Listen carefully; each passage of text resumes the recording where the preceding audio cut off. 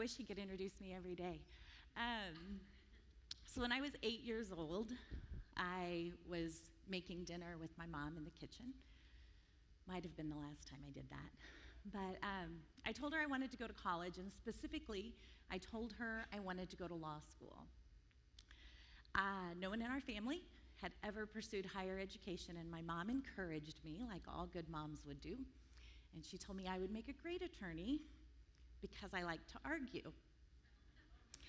There's some truth to that. But fast forward 10 years or so, I graduated from high school, and my parents moved the very next day. And I stayed in Kansas City. Life happened. I got married very young. I had 2 awesome kids. We divorced. I remarried. I had 2 more awesome kids. Life happened. So I folded my dream up like a middle school love letter, and I tucked it away in my heart. It was too big. It was too far out of reach.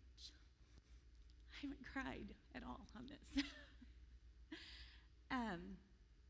I started a career in banking, and banking has been good to me. And I'm pretty good at it. So 20 plus years in banking. And we've built a really great life and a really great family. But every couple of years, there would be the whisper in the back of my head, and it'd be my dream. And it'd say, "Yo, Elle, remember me? I'm still here." So a couple years ago, a friend of ours, John Acuff, wrote about starting. And that was my catalyst. So I applied to the university. But the private school that I went to was no longer around. My high school transcripts and my diploma were lost. So I had to jump through hoops like a dog at the Westminster Dog Show. There were a lot of tears. There were even more cuss words. But then there was college. The pursuit was on. You can pursue your dreams right smack in the middle of the beauty and the chaos of life. In the middle of your family, your career, and everything else, you can pursue your dream.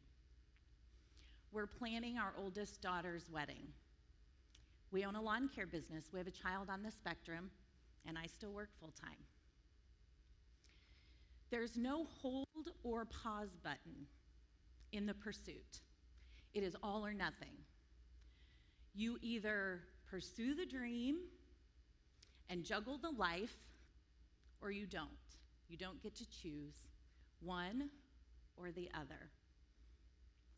So here are a few things that I have learned about chasing the dream. Fear is real, and it is constricting. Fear can feel like a python has wrapped itself around you, or you just put on a pair of Spanx. But it's very real. But I've learned 4 things in the last few years pursuing my dream that I want to share with you. Number 1, dreaming is a team sport. My MVPs are those that are sacrificing alongside me. These are my kids and my husband. In a few years, I'll walk across the stage and I'll receive my college diploma. Over 30 years in the making.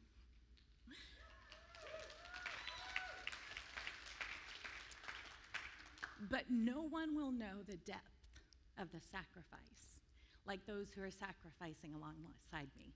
So gather your team. Number 2, no is a complete sentence. You will need to learn to say it early and often. You will say no when you want to say yes. You will say no to your spouse, to your kids, to your friends, to your family. Get good at saying no. Keep your eye on the prize, cupcake.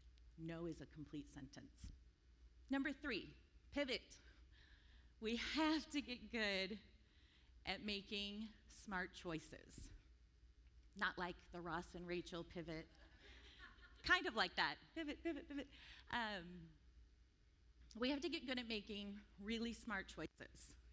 We will have to speed up or slow down, but we will have to pivot while we pursue our dreams. Last semester, I had been taking 4 classes a semester while working full-time. But the longer you're in school, the harder your classes get. So I was taking a lot more time to study. So I had to drop a class. And Angie Buchanan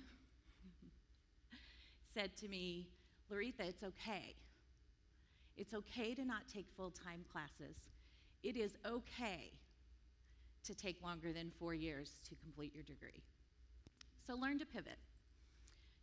Number 4, this is where I love Jesus, but I cuss a little. Do the damn thing. No one for you. You have to put in the hard work.